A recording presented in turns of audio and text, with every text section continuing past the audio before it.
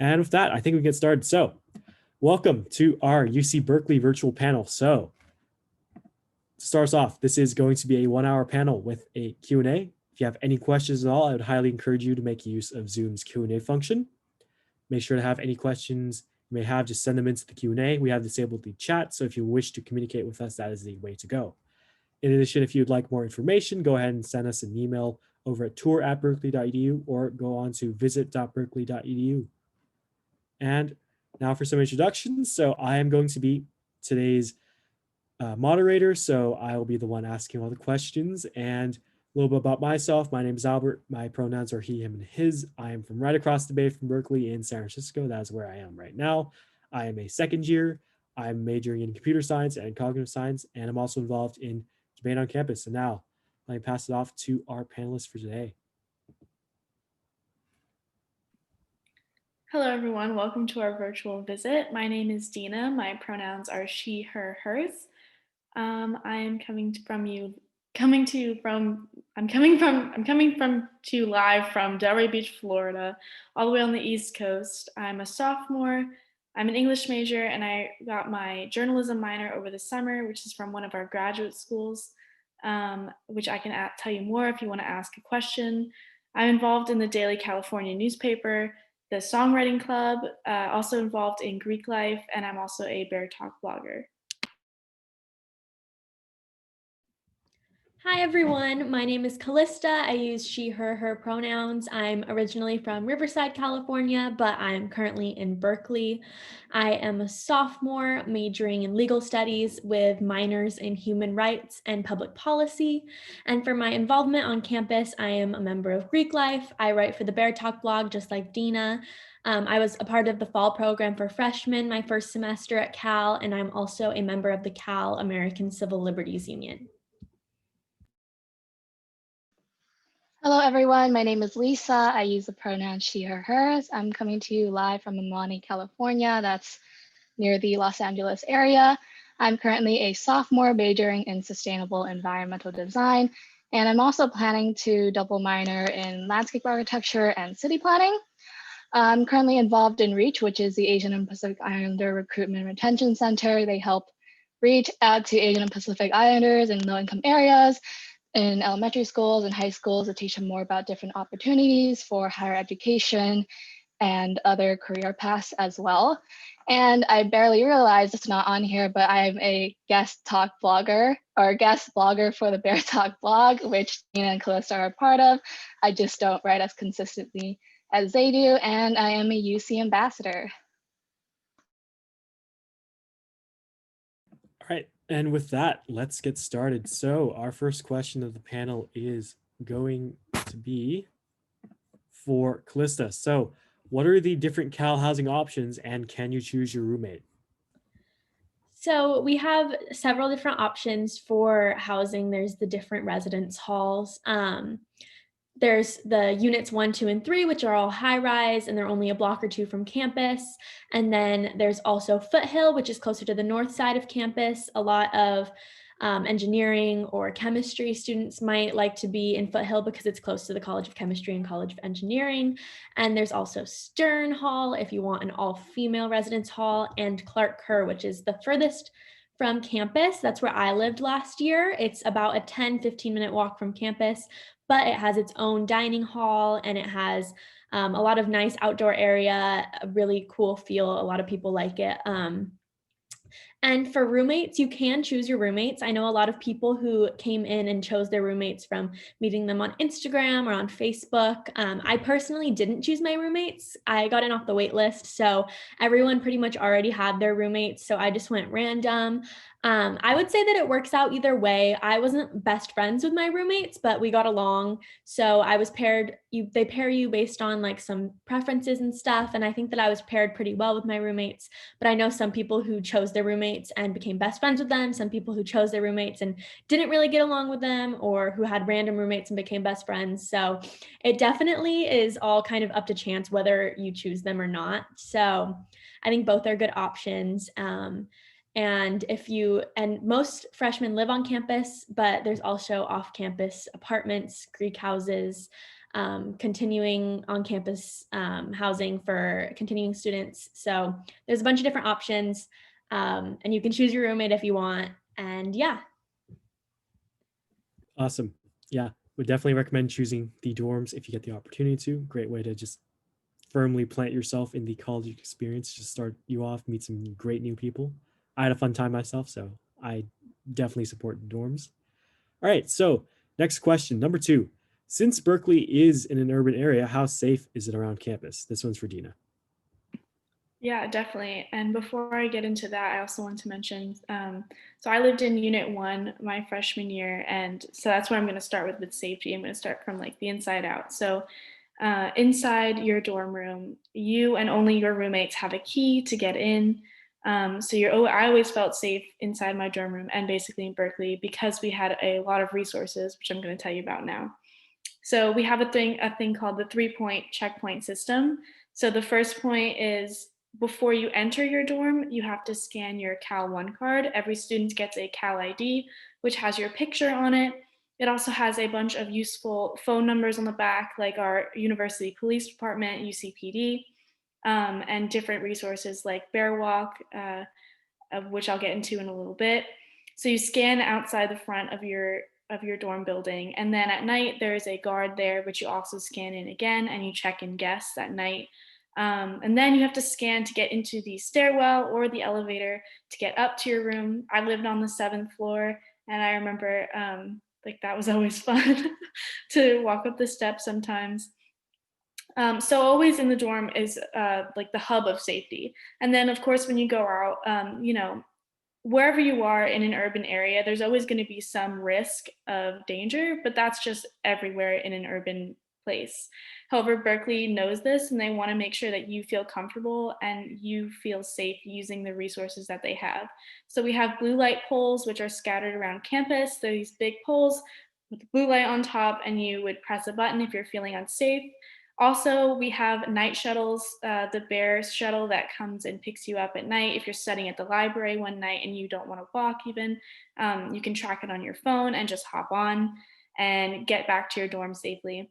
We also have a program called Bear Walk, which is a really interesting program.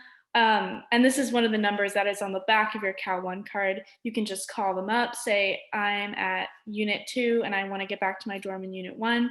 And they send a security officer, a student trained security officer who is like donned in this bright yellow outfit that makes you feel really safe walking back to your dorm. I did it once and I actually had a really fun conversation with someone walking back. And I didn't feel bad about calling these services because they're here for you for a reason. And, of course it was a safe walk home and nothing happened, but just having someone there and having that resource was really helpful for me. At least I know I really am thankful for it.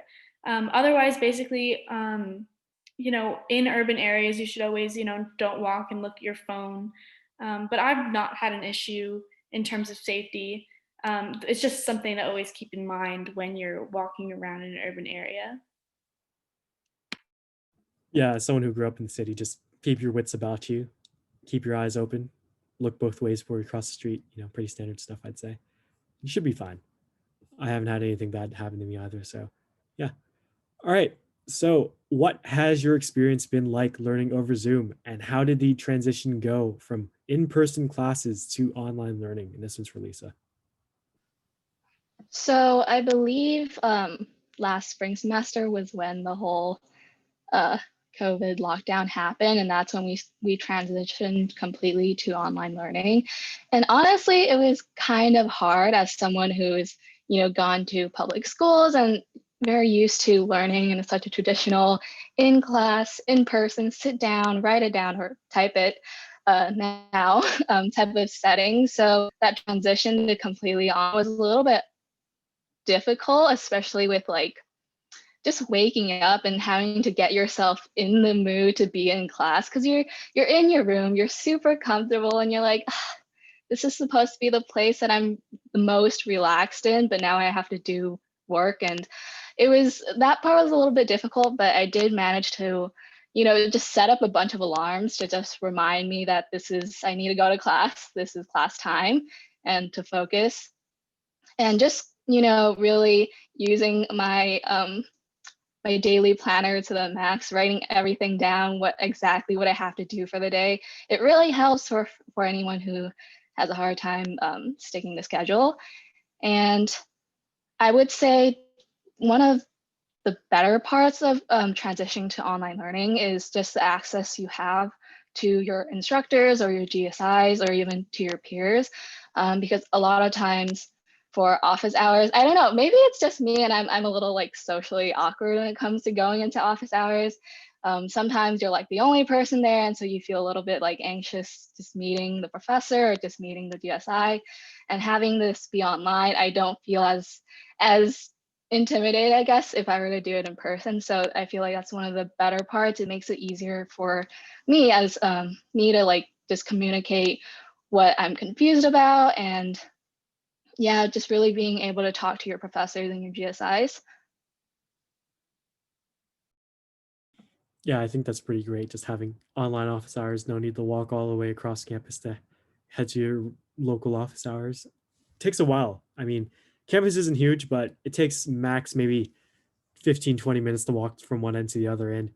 It's not the greatest when it is on the other end of campus. It's a good exercise, but it is way more convenient just opening a Zoom link and hopping on there for office hours, in my opinion. All right, so next question. This one's for Kalysta. So what's the student-professor relationship like, and how open are they to helping you? So the student-professor relationship is going to be different depending on what your class is and who your professor is and how big your class is. But I would say that all professors are pretty much really open to helping you. That's what office hours are for. A lot of professors are like sad when people can't go to their office hours. So when people don't end up going to their office hours. So I think that utilizing that really sets you apart and allows you to create a good relationship with your professors. But I would also say just being in smaller classes like allows you to get a good relationship with your professor as well. I've noticed that in like a large lecture, it's a lot harder. And it was more intimidating to like go to office hours when you're in a large lecture and the professors maybe never even noticed your face before. But if you're in a smaller class with about like 20 or 30 students, it can be a lot easier. Just the professor will get to know you throughout the class, which is really great. I've experienced that in like my R1B class and in a theater class I took that was pretty small, as well as in the fall program for freshmen, which I was a part of my first semester. That's a program that allows you to transition into college having smaller class sizes for your first semester. And also having your professor lead your discussion sections instead of a graduate student. And that was super beneficial to me coming into college because I was able to really connect with my professors and talk to them and get to know them and have them get to know me, which I think was really, really nice. But once I transitioned to the main campus, I realized that if I wanted to have that same sort of connection with my professor, if I was in a larger class, I really had to utilize office hours, which I didn't do at first, but now I really realize is important. And so I think that that's just like the best advice you can give for if you want to be able to get to know your professor and like actually have them get to know you and remember you is definitely to go to their office hours. So I would also recommend going to office hours. It's a great opportunity just to sometimes even if you don't need help with anything, it's great to talk to the professor. Sometimes you can get to know them, they can get to know you. And who knows, if you're interested in doing research, someone might email the professor saying, oh, I need some person to help me with my research, or maybe the professor is doing their own research, then they might recommend you. You might be the first person they think of. So just something to keep in mind. All right, next question. This one's for Dina. So what was your experience like coming in as an out-of-state student from Florida? That's a great question. Yeah, so of course there's the basics that I had to get used to, which is just like basically time zone difference. And um, surprisingly, I found myself fitting more into a California time zone. Like I stay up 3 hours later here now, and I just blame it on the fact that I'm not in California. So that's one of the things I had to adjust to. Other thing is the people, which I find to be so nice in California. Um, Something about the California air is amazing. People just want to help you out, and I don't know if that's me being starstruck, but that's what I've experienced. And I also think I came into Berkeley, you know, everyone has that like daunting idea of Berkeley and what they are, and everyone is always like stressed and nobody wants to talk to you and you know busy with their own thing, but that's not what I experienced at all. Everyone was so helpful, like in classes. I made a friend because she reached over and talked to me. So I was very welcomed by everyone here, and I also want to say, like, if you are an out-of-state student and you're considering Berkeley, I don't think the out-of-state issue should hold you back because um, it's a world-renowned education, and you can't get Berkeley anywhere else. So, you know, I think it's worth it. And Berkeley does everything possible to make you feel comfortable. Um, we have the Golden Bear orientation if you're a freshman coming in, which helps getting you acquainted with everyone. And you know, when in conversations when people are asking you where you're from or where you're from, it's not a bad thing to be from out of state. It actually makes you a little bit more interesting. It makes people go, whoa, that's kind of weird. Because usually everyone's just like, oh, I'm from like Los Angeles or some random part of California. Um, so it makes you stand out, and it's a conversation starter as well. I think something else I had to get used to was, you know, being a long way from family. But if you just schedule calls with your family and you know, you can schedule visits back home, I think that you can make it work because I did, and I think you can do it too. Yeah, I'd recommend coming here even if you're not a Californian. I mean, we are the California state school, but we have plenty of out-of-state students, people from all over the world, in fact. So there's people from all over, you know. I'm sure we have lots of people from Florida, lots of people from many other states in the US. So you still have that local community here to lean on if necessary. You can meet all sorts of new people, just join clubs, uh, just meet people in your classes. And yeah. All right, next question. So this one's for Lisa. So if I applied as a freshman to a certain major, can I change that major before school starts if the major I want to switch to is in the same college as I applied and got admitted to? And can I switch to a different school?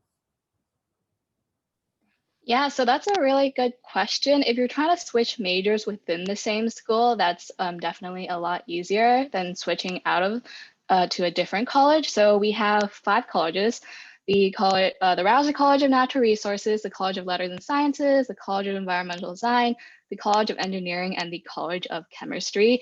If you were trying to switch to a different school per se, something from, let's say, College of Natural Resources into the College of Engineering or the College of Chemistry, that's definitely going to be a lot harder than switching out from the College of Chemistry than the College of Engineering, because a lot of times these 2 colleges are the ones where once you get in, you start your prerequisites right away. So you have to get your classes in and organized at the very beginning. So if you're trying to switch into it, that would be a lot harder. So if you are interested in any of these 2 colleges, apply to them directly. And then if you don't like it, switch to the other colleges, because the other college going to be a lot easier to switch in and out, especially of different majors. And yeah, I think that about answered this question. Yeah, another thing I would also recommend doing is just speak to advisor. You know, they generally know whether or not your planning is able to work out. Sometimes it may be necessary to take more classes if you choose to switch majors a little bit later, but you know, it is definitely doable with the right amount of work. Just speak to an advisor. That's what I recommend. All right, next question. This one's for Kalysta. So, what are some popular extracurriculars and how can I get a good balance of academic and social life at Berkeley? I love this question because I think it is so important to have a balance of academic and social life when you're here, because if you get wrapped up in just doing work all the time, you're not going to have like that fun college experience that is part of the experience. It's not all about academics all the time. Some popular extracurriculars, I'm in Greek life. I'd say that's fairly popular. It's not like a majority of the campus or anything, but that's definitely an extracurricular that gives you the opportunity to have a lot of social events, as well as like getting involved in community service and stuff. A lot of students do consulting clubs. That's something that's like really popular on campus, and just any clubs that have to do with like your major or something that you're passionate about. I know a lot of people who are involved in dance. And you just clubs that make you excited to go to them, and that's something that you're passionate about, even if it's not what your major is, because that's really a good way to meet other people who are also interested in the same things as you. I would say that if you're gonna join like a extracurricular, like a consulting club or something that's kind of rigorous and a lot of work like that, also join something that's more just for fun. Because I feel like it's so important to be able to put time out of your day or out of your week to go and do something fun with your friends. And being in a club on campus that's something that you really enjoy and are excited about is a great way to do that. I think that it's just like I said, so important to not focus on academics all of the time. Make sure that you take the time to go and do fun things. If it's not an extracurricular, maybe go on a hike with your friends or go explore San Francisco. Getting out of your dorm and out of the library and just not focusing on academics for a few hours or a day out of your week is so important into getting that well-rounded college experience that you're really here to have. You don't want to look back and think, oh, I wasted my whole freshman year just studying all the time and all my friends did all these fun things. So I think it's so important to have that balance, and finding the thing that you're interested in doing that can give you that balance is really important. Yeah, I definitely recommend, especially just doing all those different things. There's this website called Cal Link. If you're interested in finding some clubs to join, I'd recommend going to that. And in the event that our thousands of clubs don't suit your interests, you can always make your own club as well. Just something to keep in mind for that. And also, as someone from San Francisco, I would say definitely take some time to explore the Bay Area. It's a really great place. You just got to know where to look. And if you have any questions on where to look, or if you want us to give you some recommendations, then feel free to ask us. We're all really willing to help out, and we just want everyone to have fun while they're here at Berkeley. All right, next question. So this one's for Dina. And how did you make friends at Berkeley? Is that hard as a freshman? This is a really great question because, as Kalysta was saying, that balance, you need not just academics, but friends as well. And so besides the normal ways of just like sitting in class, asking someone, hey, do you want to study together? That's always like a foolproof way to like make a friend, go get coffee together in normal times when that can happen. And so that's definitely one way to make a friend. Making like a group chat for people that you meet in your classes always is good. And then of course we were talking all about clubs, and I personally think that clubs is the best way to make connections right off the bat. We have all different kinds of clubs, like we've been saying, and I just want to like throw some out that you can think like, oh, if I'm interested in this, maybe this would be good for me. We have our rally committee club. So if you're just generally interested in spirit and Berkeley vibes, I would say go for RallyCom, because they want you there. You get a cool little striped polo. I had a friend that was like, please join RallyCom, please join RallyCom. Except I was kind of filled up with clubs already, but I'm still considering it even now. So I think that's one way to get more ingratiated into the Berkeley community, and that gives you a wider connection with all students because you all share that history of Berkeley behind you. And the more you learn about it and the more you know about it, I think the more easy or how it'll be easier to make friends no matter what club you're in or what part of campus you're in. Even if you're meeting with alumni, you can be like, oh, I remember when that happened, and then instant connection right there. I'm also in the Daily Californian, which is the newspaper, which I found to be really an amazing experience. I also wanted to add all of my clubs that I'm in, like the Songwriting Club and the Daily Cal, have all transitioned to Zoom meetings. And that's been how I've kind of stayed attached to Berkeley from Florida.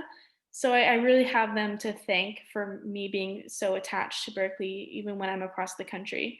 Even with the ambassadors here, we always have meetings, and it's always nice to like rehash what Berkeley is and make friends through that. I know a lot of my clubs have had socials where we'd play like Among Us or something like that on like a meeting, and that's always been fun. And the songwriting club has made some Instagram lives in order to like showcase talent. So everyone's been finding creative ways to stay connected, and I think that For you if you're an incoming freshman and you're worried about making friends, I would just say focus on what you're passionate about, and you're gonna meet people along the way that are also passionate about what you're passionate about, and you'll be fine and you'll make a lot of friends. Oh, and I'm also in Greek life as well. And of course, like Kalysta was saying, it's not the entire population of the school, but I found it a quick way to like make a family. And I find that to be really amazing. Yeah, join clubs. I would definitely recommend doing that. I mean, we do keep ourselves pretty busy with schoolwork, but you'll have time to free time to just do fun stuff with your friends, meet new people. And if you don't have time, I'm sure you'll be able to make time somehow. Okay, next question. So this one is for everyone. Oh, sorry, wrong question. This one's for Lisa. So what is there to do off campus, like in the city of Berkeley? Okay, so me and my friend were big foodies, or they are really, but we really like going around and trying new food places. And so I've basically been exploring so many different food shops around campus. One of my favorites is called Mario Game, which is an udon place, if you guys like udon. But there's just so many food places around the city of Berkeley. You're never gonna get, I guess, bored or tired of anything. Or if you are tired of a food or a restaurant, you can just move on to the next, and even just travel to San Francisco, travel around the Bay Area to find another food place. That's typically my go-to for like things to do in the city of Berkeley. There's also hiking trails, so many hiking trails. We have the Fire Trails by Clark Kerr. We also have the trail to hike up to the Big C, which is, I didn't know this, but it's literally a letter C on the side of a mountain that you can hike up to take a picture with. And I was definitely uninformed about this hiking trail, and I just went with a couple of my friends from my GPO group, and I totally didn't know what the trail was gonna be like. But basically, once we got there, they told me that it's probably gonna be a really tiring hike, and it totally was. And we were, I guess, almost there to the Big C when we were hiking, but like, I don't know why my friend just decided to choose like the steepest trail to get to the Big C. And of course, I would absolutely just follow her and use that really, really steep trail. It was terrible, but we got up there and I was really happy. The view was definitely gorgeous hiking up. Definitely recommend hiking. And I just exploring the San Francisco or Bay Area in general. I went down to San Jose with my friends to go to a concert. So definitely so many things you can do off campus. Just to mention, there are multiple trails up there. So it's not, as long as you don't pick the steepest trail as Lisa did, then you should be fine. There are many ways of getting up there to get a nice photo. It's a great view, I gotta say, especially if it's not too foggy, but I'd recommend at least doing that a couple times while you're here at Cal. All right, next question is for everyone. So what is your favorite class? And Kalysta, would you like to start us off? Sure. So my favorite class that I took was last spring. I took an intro to acting class, which was really fun for me because I was a big theater person in high school, and I'm not majoring or minoring in theater now. So getting to do an intro to acting class was a really good way for me to still get to do what I enjoyed without it being my like main focus. And I know that not everyone is like a theater person, but like I think taking a class that has to do with something that you really enjoy, even if it's not what you study as your major, is super important. I had so much fun in this class. It reminded me so much how much I love the performing arts. And it was a great way, like it was a de-stressing time during my week. Like it was twice a week for 2 hours each time. And whenever I went, I didn't even feel like I was in class. I felt like I was like doing something fun with my friends, which was really great in the middle of my week. It wasn't something I had to wait till the weekend to do. So I think that finding a class like that you just get really excited to take, even if it's not what your major is or your minor or any sort of requirement, is really a great thing to do. But that's how I found my favorite class that I've taken so far. All right. And Dina, would you like to continue? Yeah, no, you actually got me really interested in that acting class now. I definitely want to take it before I graduate ever. Yes, totally do. It's so much fun. When we're back in person would be best, but Yeah, I'm gonna wait, but I really do want to take it for real. Like I wrote it down and everything. But for my favorite class, it's kind of a different story. Something that I was not really interested in before I took the class. Um, well, I was interested enough that I took it. So I had that little spark of interest. It was my Scandinavian culture. Yeah, it was just Scandinavian culture. It was an amazing class. And I remember we were talking about how to make connections in kind of larger classes with professors. And I think in the Scandinavian class, it was a class of about 60 people. So it wasn't too huge, but it wasn't like really small. And I found something that really helped me make an impact with the professor is, you know, try to make that connection, because a lot of people in classes don't want to make connections. And if you show that you're interested in their topic and you want to learn, they will be grateful for that. And especially if you like participate, you know, everybody hates little awkward silences when a teacher asks a question. So you could just fill that and even just give a guess. They'll be thankful for your presence there. So I recommend doing that, and you know, sending an email like thanking them after the class. That's always good for recommendations in the future as well, because they'll remember you. Because if you make an impact like that, they can remember you. And anyway, so I liked Scandinavian class because it was I've always wanted to go to Norway for some reason. Never been to Norway, but I just really want to go see the Northern Lights. I want to go to Tromsø in Norway. Um, and that class was amazing. It was about folklore and so many amazing little trolls under bridges and things like that. It was just a really great break from well, I mean, I'm an English major, so I do read about trolls and things like that. But it was a break from like classic literature into a different culture, a different part of the world that I've never been to. That now, when I go, or if I ever get to go, I will be knowledgeable about it and even consider minoring in it. So I recommend doing stuff that's out of your comfort zone and trying classes that people would be like, "Why are you taking that?" Because you might love it and you know maybe minor in it. All right, and Lisa? Yeah, actually, Dina, it's not my favorite class, but I did take a class called Scandinavian Myth and Religion. Uh, it was definitely very interesting. Obviously, just for anyone, just try new things. You never know, right? But basically, that class talked a lot about, you know, the more historical nature of all of like the artifacts and stuff and the scriptures and just so much history. And I think one thing that I really took out of this class was just learning that, you know, time takes a toll on just history and everything, how much you can lose to just time. And I thought that was like super fascinating. Not my favorite class. It was definitely a lot of just historical readings, but it was definitely super interesting. As for my favorite class, I don't like this favorite class aspect. It's so much pressure to just pick a favorite class. Well, I do have classes, or I have classes that I really like. One of them is food, culture, and the environment. So this is an American culture class, which is a requirement for anyone who's going to come into UC Berkeley. But I took that because I saw, oh, it's an American cultures. I can check that out.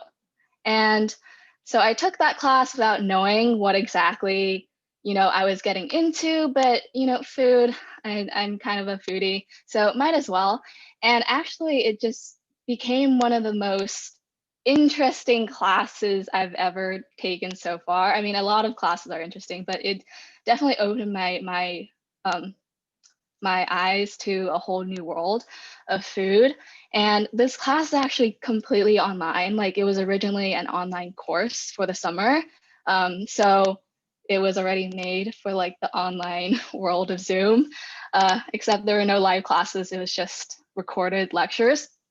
And so that was definitely something that I took note of, just knowing that it was completely online already, so I might as well take it. But one of the reasons why I really liked this class was because, you know, yes, you learn about how food affects your health and how to be healthy with food, but you're also learning this whole other side of the politics that come out of food, you know, how we used food as a method of, oppressing people. And I found that super fascinating. It was super interesting how something that we imagine that we need to eat every day can be used as of a more of a political tactic. And so I definitely recommend taking that class if you're interested in food. I'll answer the question as well. I don't really have a favorite class, but I really enjoyed this particular class about wildfires I took. So this was just, I thought it was a topical class to take. It meets the American cultures requirement, but the focus was just about, why are wildfires happening, a little bit about the terminology behind them, as well as how Native Americans really in the past helped to prevent wildfires by just conducting periodic small burns instead of letting the fuel accumulate. So I thought that was a very interesting topic to learn about. And also, right now, actually, I'm taking a class on personal finance. That class is pretty great. I think it's pretty useful and practical. And since we're basically at the end of the semester, I think I can confidently say now that I thought it was well worth my time to take, and I hope that it will help me achieve my financial goals for the future. All right, next question. So, tips for freshman year, and this one is for everyone as well. Kalysta, would you like to start us off? Sure. My tip for freshman year would be just to completely immerse yourself in the freshman college experience. Meet every person you possibly can, join everything that you're interested in, go to every football game, take advantage of all of the academic opportunities, go to class, don't stay home and not go to class if your classes are in person. Now, from now on, I'm always going to appreciate in-person classes once they come back, because I used to be like, I don't want to go to class, but now I want to go to class. So go to every class. I think just really immersing yourself in the entire experience, even if maybe you're an introvert or maybe football games aren't your thing. They're really fun. Meeting people is really fun. You meet so many cool people in college, and it's a once in a lifetime experience. And so I think that just completely putting yourself out there would be my biggest tip for freshman year. And Dina? Yeah, that pretty much is a big point that I was going to talk about, Kalysta. That's a lot, because I know in the beginning of spring semester freshman year, I was a little more staying in, and now I kind of wish I went out and saw friends and went to parks and things like that. It's not saying I stayed in all the time, but I think do what makes you happy, and if that is staying in and hanging out with friends and you can do that too. But I just think if something is coming up and you're like, should I go? I don't know. I think you should go. Just I think there's so many opportunities in college that you don't want to miss out on, just because you were a little bit scared. There's that saying, on the other side of fear is I don't know, amazingness. That's not what the quote is, but that's what I'm gonna make it now. So anytime you think you have a roadblock, you just have to push through it at times, but do what makes you happy. And another big tip I have for freshman year is to get really comfortable with using Google Calendar, because that's something I've relied on so much, and I've even relying on it now and through the summer. I can't live without Google Calendar. It gives you little updates on when things are coming up. It really helps you stay on track, and you will need that, especially if you join clubs. You need something to manage all of your time, and I use Google Calendar. If you want to use a little planner, that works too. That's just something I really recommend doing. And Lisa? Yeah, I agree with Dina. I mean, Google Calendar, your best friend. I would say, so this is more of a tip for in person, because I did have in person while I was a freshman, but I don't know, when I was signing up for classes, I just looked at, what courses I needed, what courses to check out for my prerequisites and requirements. But I didn't look at where the locations of the classes were. So being the dumb-minded person I am, I chose 2 classes that were back to back, and they were on completely, I guess, the diagonal line of campus was what I chose. So it was the Worcester Hall building and the building over by the College of Natural Resources. I forgot. starts with an S.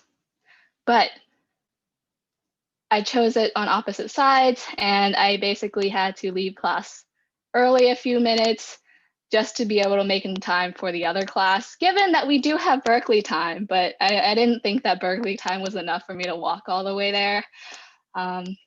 Yeah, that's definitely a tip for when hopefully things return back to normal. And yes. Yeah, I would also recommend just trying to plan out your classes so you don't have to make a little bit of a fun jog around campus, unless you're into that, no problem with doing that if you are willing to do that. But bear in mind, it does get kind of warm on certain days, and other days it might be raining, so it might not be the best idea doing that. But yeah, other tips, I mean, for myself, I would recommend, getting a doorstop if you're living in the dorms. Just keep your door open for the first couple of weeks. It's more inviting that way, just to get to know people on your floor in your general area of your dorms. I think that's a pretty great way of starting things off. Join clubs if you're interested in doing that. Just find a topic you're interested in, find if there is a club, or maybe make your own club. Yeah. And other thing is, make sure just don't forget about your classes. They're pretty important still. Keep up with lectures. I know issue I have personally is that if a lecture is recorded and there's a live version, I sometimes tend to just not go to the live version and say I'm going to watch the recording, but I actually don't. So I've been trying to push myself to just go to the live lecture more often, because this might be different for some people, but for me at least, it is kind of hard just forcing myself to watch a recorded lecture sometimes. So yeah. All right, next question is for Dina. So what is it like to be part of Greek life? Yeah, that's a great question. And like we were saying before, I also wanted to mention a little bit about one other tip for freshman year is Lisa mentioned Berkeley time, and that's that every class starts 10 minutes after when it's supposed to start, or like when it's listed and it's when it starts. And a tip I have is don't make an extra Berkeley time for yourself like I did a few times. I was like, oh, okay, it starts at like 1:10. I'll leave at 1:10. No, no. But it was very helpful to use Berkeley time. So that now you know that you have that little buffer in there. And then for Greek life, I was not planning on joining Greek life when I came to Berkeley, but then I decided to go through the rush process and see what it's about. And I was astonished by how driven and intelligent and passionate everyone is. And I shouldn't have expected anything else, because, it's a lot about women in power, and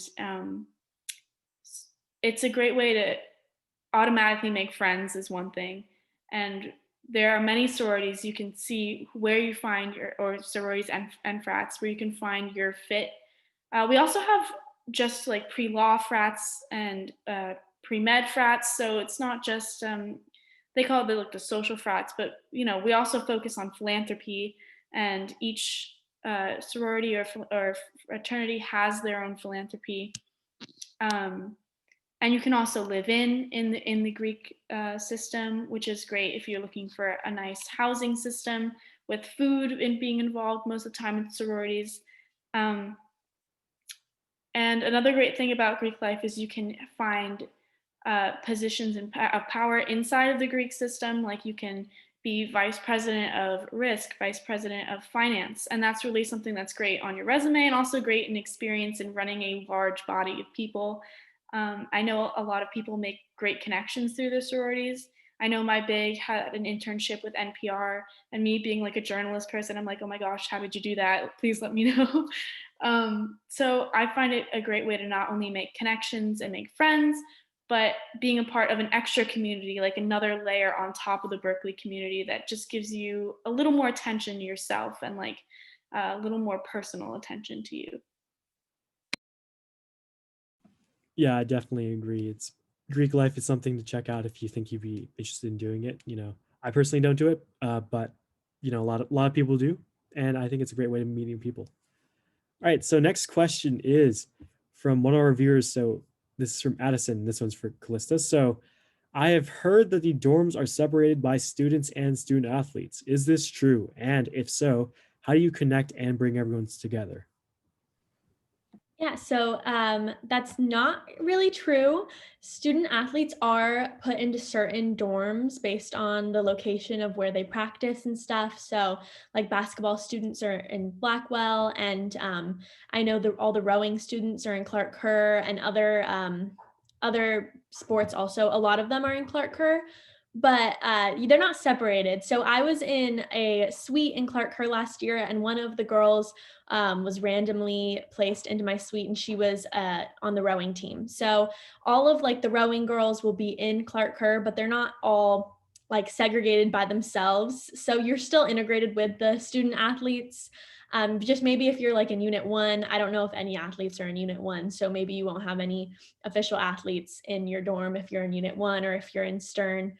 But I'm not sure exactly where every single student athlete team is located, but they're still integrated into the dorms with you. They don't have their own dorms. So it's definitely not like you don't get a certain aspect of the student body in the dorms. You get a wide range of people, student athletes, people of all different majors. So you're definitely all always brought together with a wide range of people in your dorms. And I would say a really great way to connect with and bring everyone together in your dorms is in the dining hall. You'll meet everyone in the dining hall. So even if you only are really close with the people on your floor, when you go to the dining hall, you'll see people from the 8th floor through the 1st floor of your building, plus other buildings in your unit.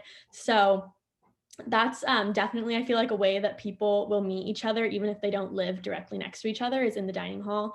I remember going to the dining hall for lunch in the middle of the day, and I would see my friends who were in all different dorms always at Crossroads. Usually I feel like everyone would go to Crossroads for lunch during the school day, and I would see like everyone that I knew in Crossroads. So I think that the dining halls definitely bring the entire student body together pretty much.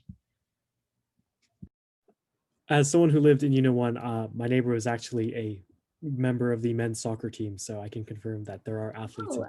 So see, I think that there's student athletes in every single dorm pretty much, but they do put like all of the men's soccer team, I think, in one dorm, like in unit 1, but they're integrated with everyone. So no worries about not being brought together with all sorts of students.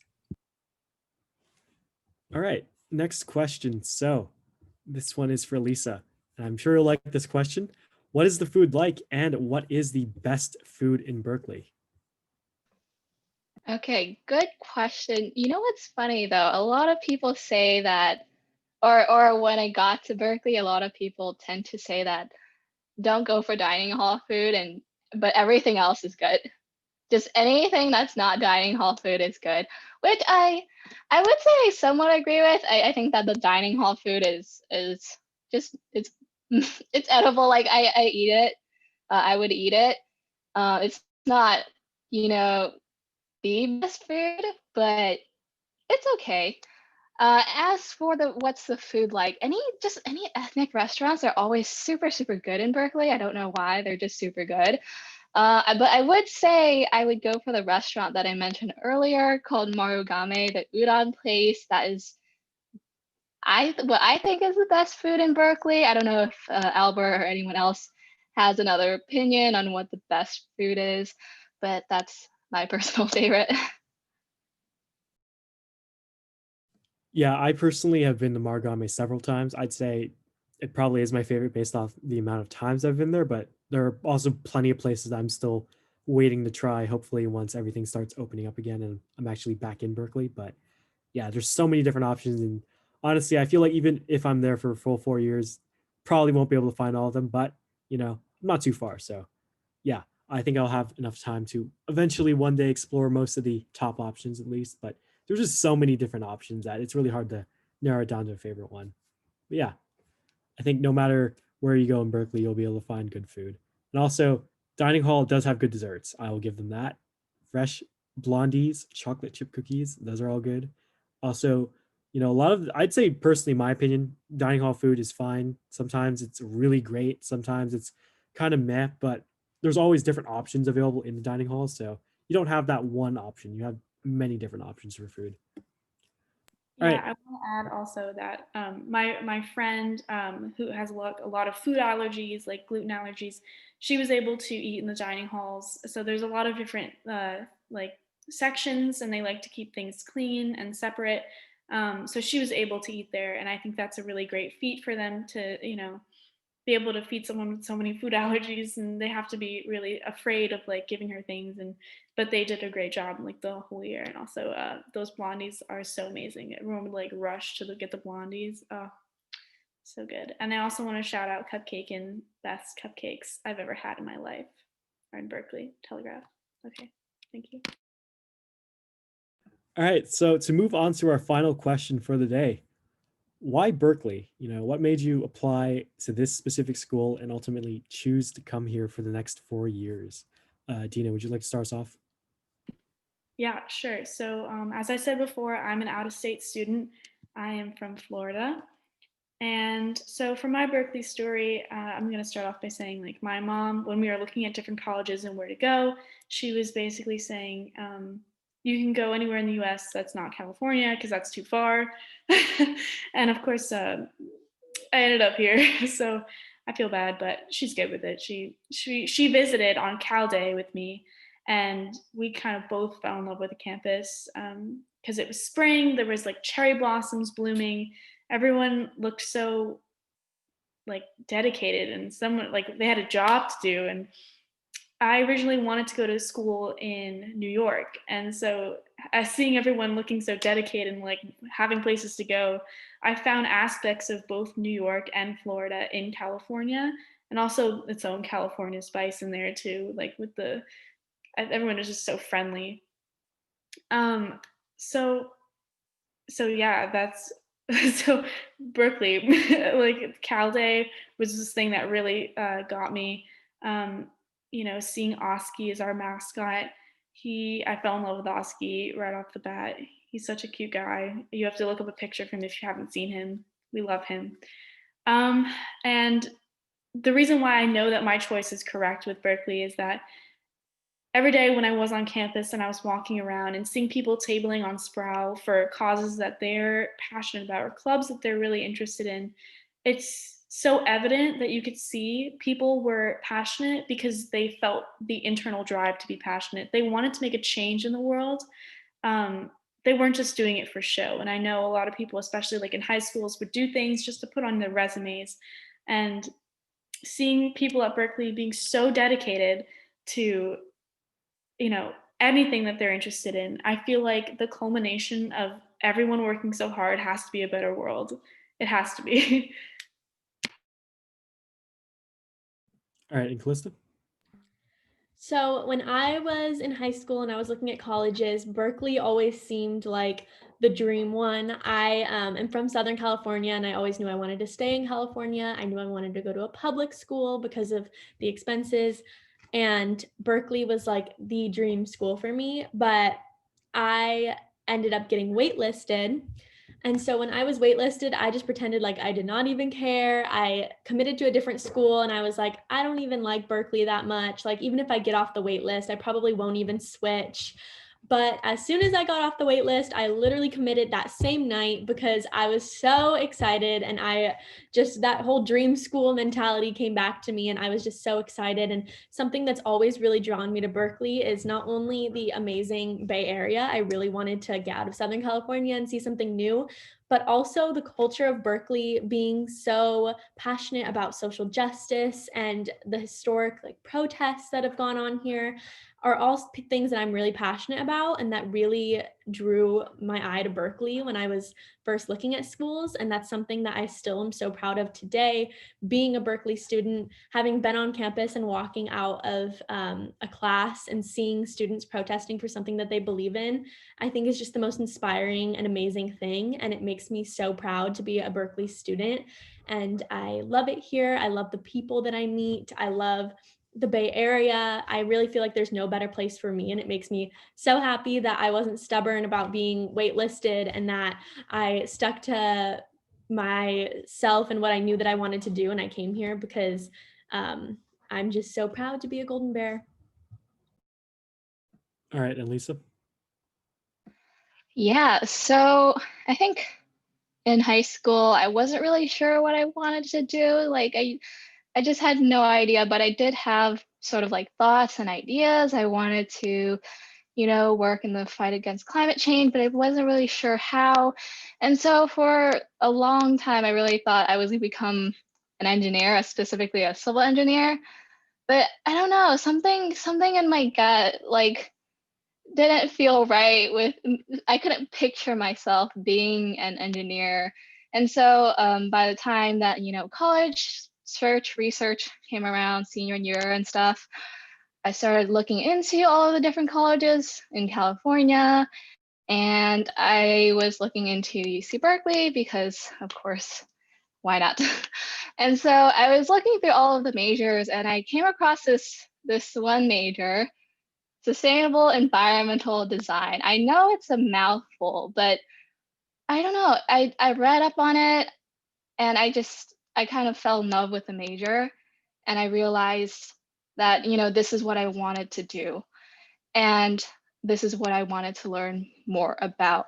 And so just looking into it, reading about the major, I kind of just fell in love, and I thought, this is Berkeley, this is the place to go.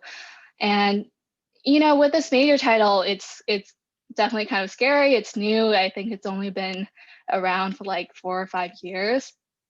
And yeah, it's definitely scary having a major where you don't know what the end is, but just knowing that, this major is part of an amazing institution, UC Berkeley, knowing that it's part of UC Berkeley, and I just felt like, I can really trust that UC Berkeley has my back when it comes to helping me pursue what I want to learn about and what I really believe in. And so I just chose Berkeley because of this. And yeah, that's my Berkeley story.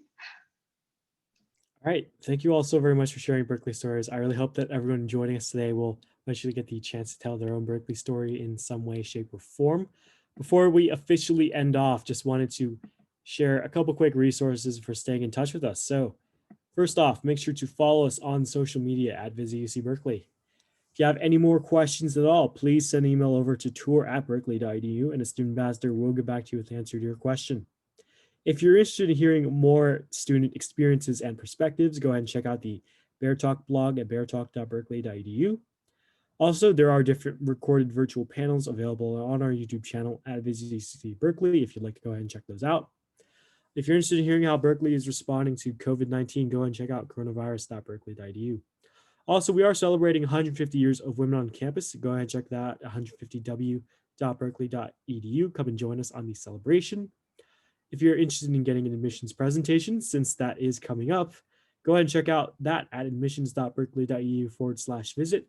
And finally, if you're interested in hearing more from us, again, go ahead and go on to visit.berkeley.edu for a regular virtual visit or an engineering focused visit. And with that, thank you all so much for joining us. And I'd like to invite the other ambassadors to close us off with a quick Go Bears on 1, 2, and 3. Go Go Bears! Bears! All right, everyone, have a great rest of your day. Thank you so much for joining us.